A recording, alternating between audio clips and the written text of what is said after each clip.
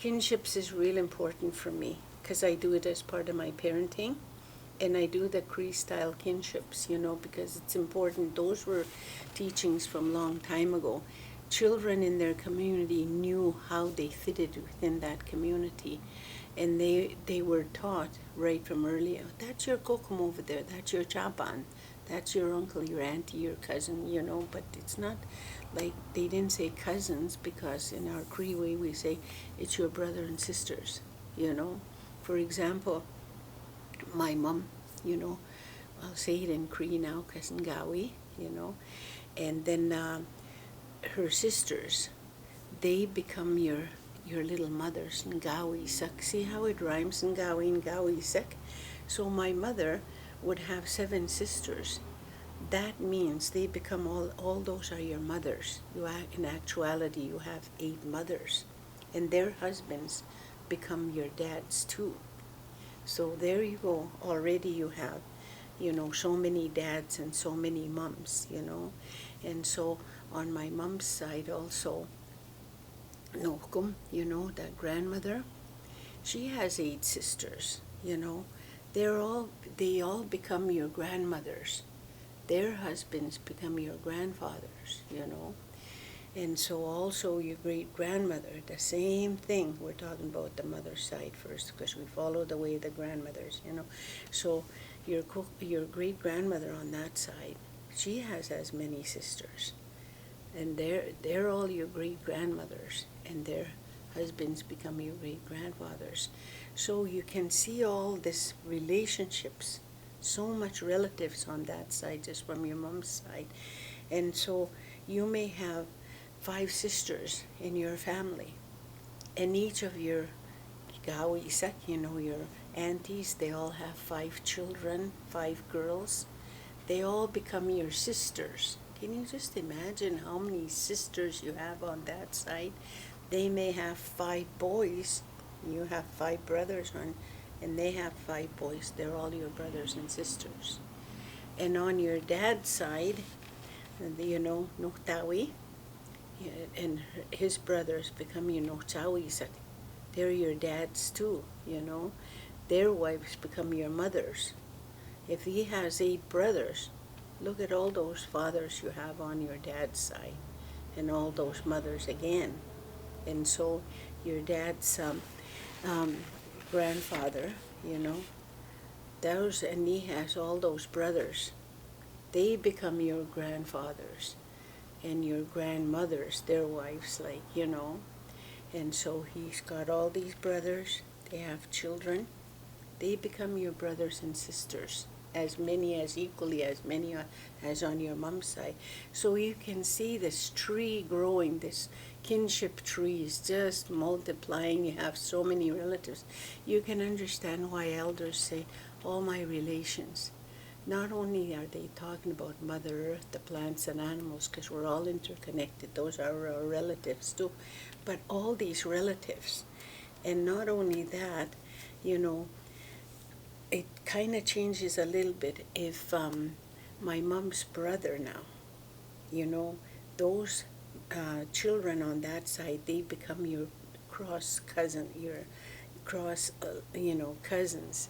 We refer to them differently, not like our brothers and sisters. And we're allowed to tease those boys on my uncle's kids, we're allowed to tease them. And they tease me mercilessly, and I do the same thing. But on my mom's sister's side, those boys, not allowed to tease them like I can with my cross cousins, And so, anyway, we refer to them as nitim. That's the same way you call your brother-in-law, the one that's married to your, And same thing, the girls, you call them jakusak, They're your sister-in-law, but we were never allowed to marry those cousins. They're as close as your biological brothers and sisters. We just referred to them, and you could tease them, So therefore, and the relationship kind of changes. We're allowed to tease those boys and call those my sister-in-law, kind of the same way as you would call them. But we were never allowed to marry them either. even your third cousins were as close as your biological brothers and sisters. There's no such thing as kissing cousins, you know. That didn't exist long time ago. And even adoptions, you know, they would adopt and they became like your biological brothers and sisters. It was a serious business, you know. So you can just imagine all these relatives and children were taught, that's your cousins, you know, well, in a Cree way, they say your brothers and your sisters. And my grandchildren that I raised, you know, it confused the social worker, you know, one time because he was doing a home visit. And here's my grandchildren saying, my brother, my sister. And the worker started looking. I thought they're cousins. And I said, yeah, they are, but in an indigenous way, they're brothers and sisters. That's how come they call each other like that, you know. And it really confuses sometimes the non-Aboriginal community because they don't understand our kinships, you know. Like if you tell your boss, I'm going to my grandmother's funeral. And so, okay, they understand that. And so, somewhere down the line again, I got to go to my grandmother's funeral. And that non-Aboriginal person may, okay, I can yeah, you go. Then again, I got to go to my grandmother's funeral by, well, how many grandmothers do you have here? When in reality, we can have all these grandmothers and grandfathers. So non-Aboriginal people, if they understand our kinship relation, they would understand that better. We could go to a lot of these functions because our relatives, you know, are involved. They're our brothers and our sisters and our aunties and our grandfather. Everybody's related. We're interconnected. And as children were taught these kinships and relationships, and they honored each other and respected each other. Even in a name-giving ceremony, a child would be told the history of whose name they were being given, because that was a ceremony. It was great preparation because it had the name that they were receiving had to fit their spirit, the spirit of that child. They didn't just give names just like that. And they would be told maybe they were receiving a Kohkom 4 generations back. They were told the history of this, you're receiving this, your Kohkom's name because she was a great basket maker or whatever, you know. She had they would be told the history, you know, because and then, you know, nowadays our younger generation is Googling the names to give to their children, you know, oh my gosh, you know.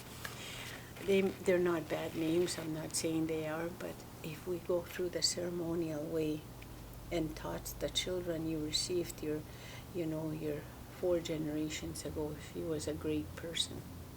He or she was able to do it. They had these gifts, and that's whose name you're getting. We had genealogy a long time ago, I think, because they knew how they were fitted in relationships and kinships from generation through oral history, you know. I think we had, you know, genealogy a long time ago, you know, so we still need to teach the children because they ended up respecting each other, you know, because they're relative. That's my auntie, that's my grandfather, that's my brother and my sister. Once they know, they honor each other and respect each other. So kinships is really important, you know.